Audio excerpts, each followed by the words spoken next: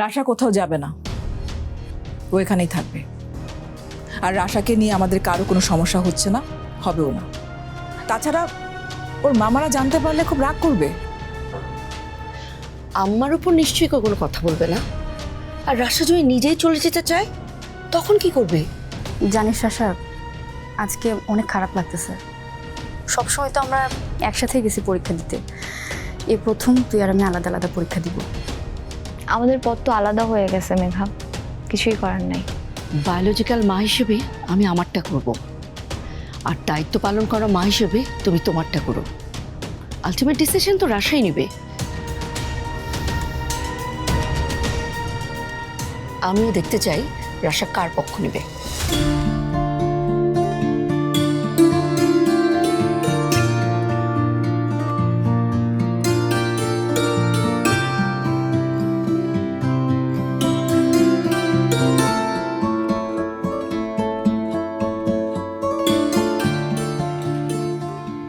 এই নাও।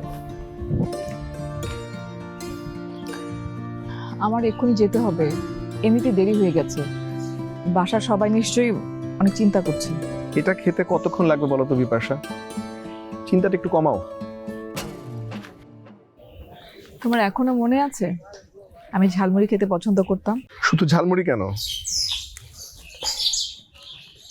এটাও তো তোমার খুব পছন্দের ছিল, তাই না?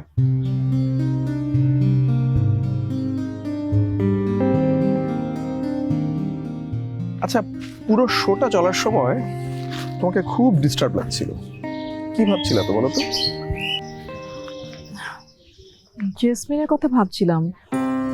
জেসমিন তো আজকে চলে যাবে, সঙ্গে রাশাকেও নিয়ে যাবে। আমি জানি যে রাশা যাবে না, কিন্তু জেসমিনকে কিভাবে আটকাবো সেটাই বুঝতে পারছি না। আর ওকে এই শরীরে যেতে দেওয়া ঠিক হবে না। আচ্ছা ইমতিয়াজ, তুমি কি একটু বলবে ওকে বুঝিয়ে? মানে তোমার সঙ্গে তোর একটা ভালো সম্পর্ক আছে, হয়তো তুমি বলেও ফেলতে পারবে না। ওনার সাথে তো আমার আসলে এখন জমে মানুষের টানাটানির সম্পর্ক, এর বাইরে কিন্তু কিছু নেই। এটা করতে গেলে হিতে বিপরীত হওয়ার একটা সম্ভাবনা আছে। ইমতিয়াজ, মানে এরকম একটা সেন্সিটিভ বিষয় নিয়ে কেউ মজা করে? মানে জেসমিনের জীবন মরণ সমস্যা, আর তুমি হাসছো। কি করব বলো, মানে আমার তো আসলে ওঠা বসা, খাওয়া ঘুম, হাসি ঠাট্টা সবকিছু আসলে এই মৃত্যু পথযাত্রীদেরকে নিয়েই। তো হাসি ঠাট্টাটাও আসলে এই মৃত্যুকে নিয়েই বের হয়। এসবের বাইরে তো আসলে আমার জীবনে আর কিছু নেই। অনেক হয়েছে, এবার আমার সত্যি ফিরতে হবে। চলো আমিও যাবো তোমার সাথে। মানে তুমি কেন? রাশার এক্সাম কেমন হলো সেটা খোঁজ নেওয়ার অজুহাতে জেসমিনের ওষুধের ডোজটা দিয়ে আসবো। কিন্তু আমরা দুজন একসঙ্গে বাড়িতে ঢুকবো, এটা একদম ঠিক হবে না। বিষয়টা কেমন দেখায় না? না না, আহা, বাসাতে আমরা আলাদা আলাদা ঢুকবো, কিন্তু বাসার মোড়টা পর্যন্ত তো আমরা একসাথে যেতে পারি। এটুকু সময় অন্তত আমাকে তোমার সাথে একটু থাকতে দাও। ইমতিয়াজ, তুমি এতগুলো বছর পরেও একদম আগের মতো রয়ে গেছো, সেই একরোখা জেদি। আর আর আর কিছু না।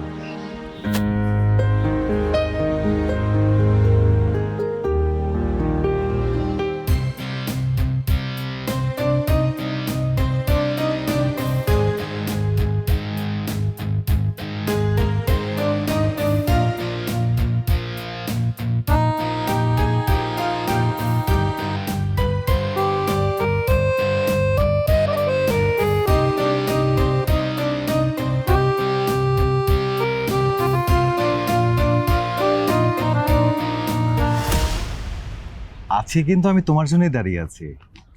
তা নাহিয়ান কই? ও তোমাকে বাসায় এগিয়ে দিতে আসেনি? নাহিয়ান আসলে আমাকে এক্সাম হলে নামায় দিয়ে অফিসে গেছে। বাহ, ওর ডেডিকেশন দেখে সত্যিই ভালো লাগছে। কংগ্রাচুলেশনস। আসলে এত কিছুর পরে যে তুমি এক্সাম দিতে পেরেছো, এত স্ট্রাগল করেছো এই দিনটার জন্য। Thank you. আচ্ছা আসুন ভেতরে গিয়ে বসি। না না না, বাসায় যাব না। নাহিয়ান নেই, বাসায় যাব না। সিচুয়েশনটা ভালো দেখায় না। আপনি সত্যি অনেক বদলে গেছেন রাজীব। আগের রাজীব হলে হয়তো জোর করেই ভেতরে ঢুকে পড়তো। আসলে পরিস্থিতি আমাদের অনেক বড় শিক্ষা দিয়েছে মেঘা। না হলে আমার মতো জেদি আর রাগী একটা ছেলে এভাবে বদলে যাবে আমি নিজেও ভাবতে পারি। অবশ্য আমি কেন, নাহিয়ানের কথাই বলো না। কোটিপতি বাবার একমাত্র ছেলে আলিশান সাম্রাজ্য ছেড়ে সে নাকি একটা পিয়নের চাকরি করছে, ভাবা যায়? Hats off to you Megha, তুমি আমাদের দুজনকে পাল্টে দিয়েছো। এক মিনিট, আপনি কি বললেন রাজীব? নাহিয়ান পিয়নের চাকরি মানে? শিট, তুমি কি কিছুই জানো না Megha? I am sorry Megha. আসলে আমি আজকে নাহিয়ানের অফিসে একটা মিটিংয়ে গিয়েছিলাম। সেখানে দেখলাম নাহিয়ান পিয়নের ইউনিফর্ম পরে ফাইল নিয়ে দৌড়াদৌড়ি করছে। ও লজ্জা পাবে বললে আমি আসলে ওর সামনে যাইনি। প্লিজ প্লিজ মেঘা, তুমি নাহিয়ানকে কিছু বলো, ওর মনটা ছোট হয়ে যাবে।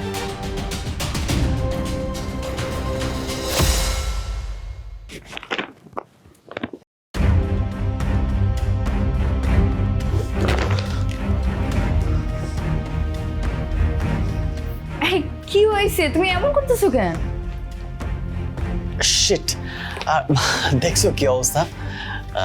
আজকে তো আমাদের অফিসে মানে ওয়েলকাম গিফট দিছে আমাকে, তো তাড়াহুড়োতে আমি মনে করছিলাম এটা আমারই প্যাকেটটা, বাট কি ভুল হয়েছে দেখো তো, কার নাকার প্যাকেট নিয়ে চলে আসছি।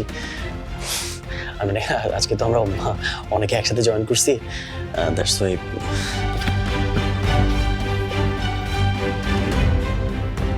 ওহো, তাইলে এটা মনে হয় অফিসের কোনো পিয়ন বা ড্রাইভারের ইউনিফর্ম হবে। তুমি ভুল করে নিয়ে আসছো। রাইট রাইট, সেটাই হবে। তো তুমি কি মনে করছো এটা আমার? না, আমি কেন মনে করব? অ্যাকচুয়ালি আমি কিছুই মনে করি নাই। দাও। না না, এটা এটা আমার কাছে থাক। জানবো না কেন, নাহিয়ান আমার সাথে সব কিছুই শেয়ার করে। আরও নিজের চেষ্টায় যাই করতেছে সেটাতেই আমি অনেক খুশি। তোমার এক্সপ্রেশন দেখে মনে হলো আমি মনে হয় সিক্রেট রিভিল করে দিলাম। নাহিয়ান মানে তোমাকে কিছুই জানাইনি। যাই হোক মেঘা, আমার নতুন অফিসে অনেক পোস্ট খালি আছে। তুমি বললে আমি এই নাহিয়ানের জন্য একটা চাকরি ম্যানেজ করে দিতে পারি। আসলে না মানে পিয়নের চাকরিটা না ওর সাথে খুব একটা যায় না, বুঝছো? আমাদের প্রয়োজন হলে আমি আপনাকে জানাবো। আসলে এখন আমার শরীরটা ভালো লাগতেছে না, আমি একটু রেস্ট নিব। ও প্লিজ শিওর, তুমি বাসায় গিয়ে রেস্ট নাও, আমি তাহলে আসি।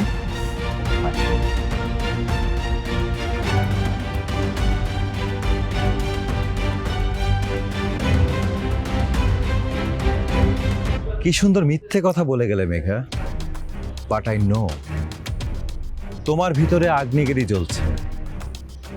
জাস্ট এই পিয়নের কাহিনী তোমাদের প্রেমকে শেষ করে দেবে।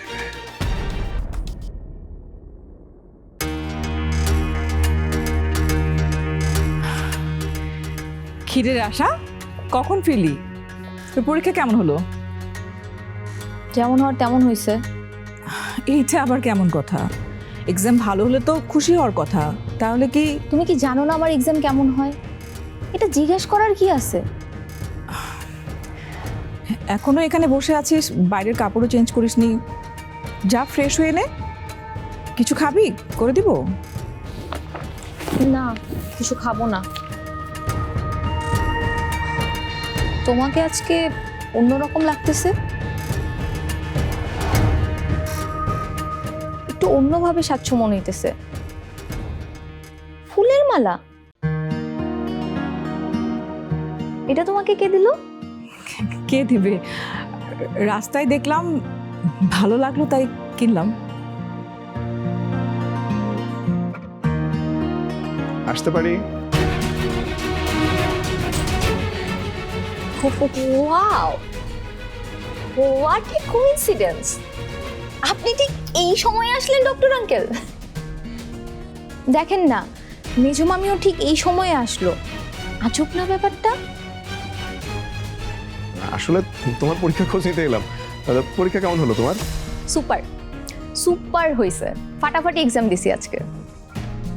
এই আপনারা কথা বলেন, আমি তো মাত্র বাড়ি থেকে আসলাম, একটু ফ্রেশ হয়ে আসি।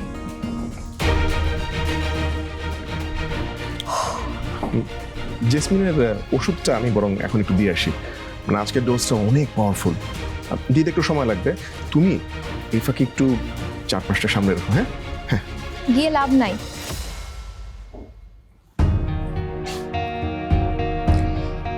মাম্মাম রুমে নাই। এক্সাম দিয়ে আসার পরে আমি প্রথমেই মাম্মামের রুমে গেছি, কই জানি গেছে, খুঁজে পাইনি। মানে কোথায় গেছে? ওনার শরীর তো ভালো না, তো ওনাকে তো বাইরে যেতে তো ঠিক হয় না। আপনি এত চিন্তা করতেছেন কেন? আপনার জন্য তো ভালোই হইল, মাম্মাম যতক্ষণ পর্যন্ত আসবে না ততক্ষণ আপনি মেজো মামির সাথে গল্প করবেন। আর মামি তো বললো এখনই ফ্রেশ হয়ে আসবে, আপনি প্লিজ বসেন। না, আমি বরং জেসমিনের রুমে বসি।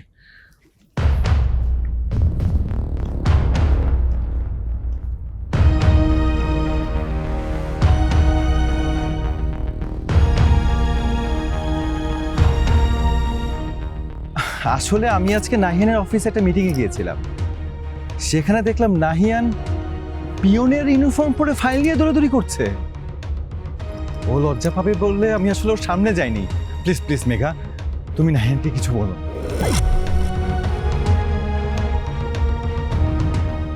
তোমার অফিসে আসা যাবে না, কোনো প্রবলেম? প্রবলেম প্রবলেম না, অ্যাকচুয়ালি আমি আমি অনেক বড় মানে ইম্পর্টেন্ট একটা মিটিংয়ে আছি, আর বড় একটা প্রেজেন্টেশন দিতে হবে, সো আমি বিজি। প্লিজ মেঘা, তুমি এখন চলে যাও, আমি তোমার সাথে দেখা করতে পারবো না। চলে যাব মানে? তুমি 1 মিনিটের জন্য নিচে আসো। মেঘা, তুমি কেন বুঝতেছো না? এখানে অনেক রেস্ট্রিকশন আছে, আমি পারবো না। তুমি তুমি প্লিজ চলে যাও।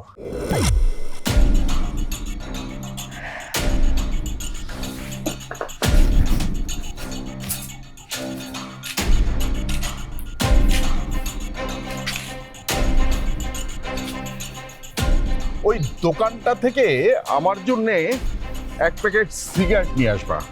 আমার গাড়িটা আসার আগেই নিয়ে এসো কিন্তু। হ্যাঁ, নাও, ধরো। চেঞ্জটা তুমি রেখে দিবা, এটা তোমার টিপস। মেঘা, তুমি একটু থাকো, আমি এখনই আসতেছি। 1 মিনিট নাহি, তুমি ওনার জিনিস কেন এনে দিবা? আর তুমি ওনার কাছ থেকে কেন টিপস নিবা? নাহিয়ান কি সত্যি সত্যি এই কাজ করে? জি জি জি জি, না না না, আমি রেডি, একদম রেডি, আমি বেরোচ্ছি। জি, না দেরি হবে না। জি, বুঝতে পারছি। এই নাইয়ান, ওই যে এই প্লাস্টিকের ফাইলের নিচে যে ফাইল কটা আছে, ওই ফাইল কটা নাও, আর ওই ব্যাগটা নাও। জি জি, হ্যাঁ আমি বুঝতে পারছি তো, ফরেন ক্লায়েন্টসের সাথে মিটিং, আমি দেরি করবো না। না না না, একদমই না। হ্যাঁ, সব ঠিক আছে, এদিকে আমি গুছিয়ে নিয়েছি। ঠিক আছে, রাখছি। আসসালামু আলাইকুম। এই ড্রাইভারকে গাড়ি বের করতে বলছো? জি স্যার, রেডি আছে। বেরিয়েছে?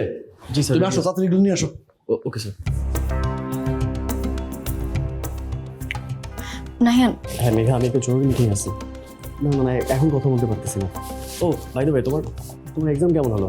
নাহিয়ান, নাহিয়ান, তোমার সাথে আমার একটা ইম্পর্টেন্ট কথা আছে। তুমি কি? মেঘা, আমি তোমার সাথে ফ্রি হয়ে কথা বলতেছি।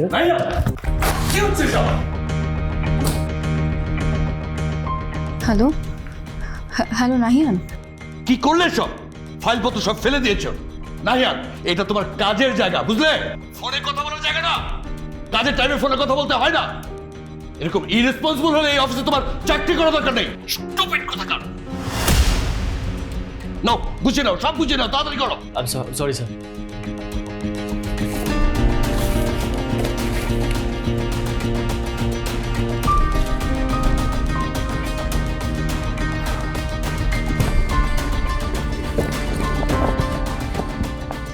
এত রুড বিহেভ করলো কেন নাহিয়ানের সাথে?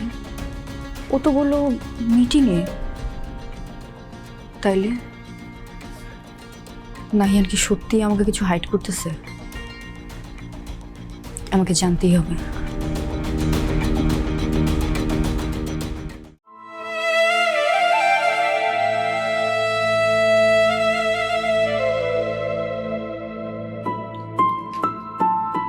ও ফিরেছ? পরীক্ষা কেমন হলো? আসলে তোমার পারমিশন ছাড়া তোমার রুমে চলে এসেছি, তুমি মাইন্ড করোনি তো? আরে না, এটা তো তোমারই রুম। আমি আরো খুশি হয়েছি যে তুমি নিজের মতো করে এই রুমে সময় কাটাইতেছো। আসলে আমি একটা দরকারে এসেছি, মানে তোমার ব্যবহারের জিনিসগুলো দেখছিলাম। এই মুহূর্তে তোমার একটা সিঙ্গেল খাট, একটা ওয়ারড্রব আর একটা পড়ার টেবিল হলেই তো চলবে নাকি? আরও কিছু কি লাগবে? মানে বেড, পড়ার টেবিল, ওয়ারড্রব, এসব কার জন্য? কেন, কেউ তোমাকে কিছু বলেনি? আমি সিদ্ধান্ত নিয়েছি তোমাকে আমার সাথে নিয়ে যাব, এবং সেটা আজকেই। তোমার পরীক্ষার জন্য আমি তোমাকে ডিস্টার্ব করিনি, কিন্তু বাসার সবাই এটা জানে। তুমি কি যাবে আমার সাথে? তুমি তুমি সিরিয়াসলি বলতেছো? তুমি সত্যি আমাকে নিয়ে যাবো তোমার সাথে? হ্যাঁ, অনেক ভেবেই আমি সিদ্ধান্তটা নিয়েছি।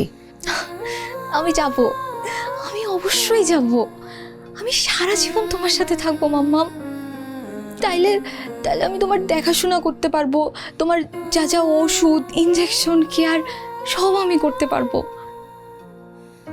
আমার বেড, পড়ার টেবিল এগুলো কিচ্ছু লাগবে না। তুমি যে আমাকে তোমার সাথে নিতে চাইছো, এর যে সুন্দর দিন আমার লাইফে আর কোনোদিন আসে নাই, সত্যি আসে নাই মাম্মাম। আমি আমি এখনই ব্যাগ গুছিয়ে নিতেছি। আমার দেখাশোনা তোমার করতে হবে না, তুমি ঝটপট তোমার সমস্ত জিনিস গুছিয়ে নাও। আমরা খুব শীঘ্রই বেরিয়ে যাব। আজকে তোমাকে আমি হোস্টেলে দিয়ে আমি আমার বাসায় ফিরে যাব।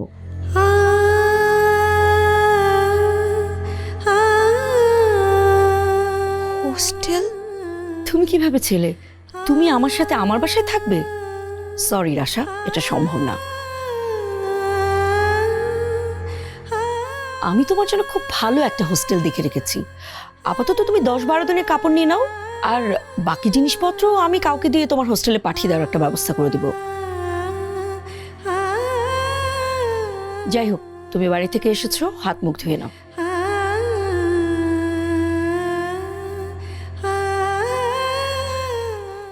ছাড়েন তো ভাই, আপনার কি এতদিনও অভ্যাস হইল না বসের কথা হজম করার? হাবিব স্যারের চিল্লাচিল্লি তো আমাদের নিত্যদিনের কড়া মিউজিক। কাশিম ভাই, আমি অনেক অনেক কেয়ারফুল থাকি যাতে এতে কোনো ভুল না হয়, কিন্তু তারপরও ওইসব ভাইবেন না তো ভাই। হাবিব স্যার এখন বাইরে গেছে, এই সুযোগে একটু দম নেন, কিছু খায়া নেন। স্যার তো সর্বক্ষণ আপনার নাকে দড়ি দিয়ে ঘুমায়, সময় মতো লাঞ্চ ব্রেকটাও তো পান না। আমি দোকানদারে বলতেছি 2টা চা আর বনরুটি দিতে। আপনি যে সকাল থেকে কিছু খান নাই সেটা আপনার মুখ দেখেই বুঝতেছেন। ভাই, আজকে আমার টার্ন, সেদিন আপনি আমার ট্রিট দিয়েছেন, সো আমি চা নিয়ে আসতেছি, আপনি দাঁড়ান। মামা, 2টা চা দিয়েন তো, আর 2টা বনরুটি নিলাম।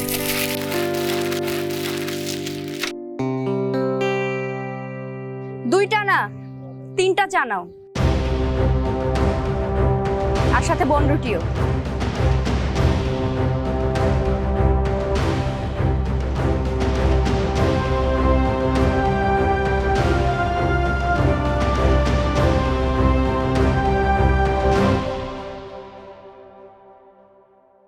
বাইরের একটা ছেলে এসে আমার বাড়িতে আমার বাড়ির মেয়ের সঙ্গে দরজা বন্ধ করে একান্তে কথা বলবে? না, সেটা সালেহা বেগম বেঁচে থাকতে কখনো হবে না, হতে দেয়া হবে না। মা মা মা, আপনি শান্ত হন প্লিজ, আমি ওদেরকে ডেকে নিয়ে আসছি। আমি কিভাবে শান্ত হব?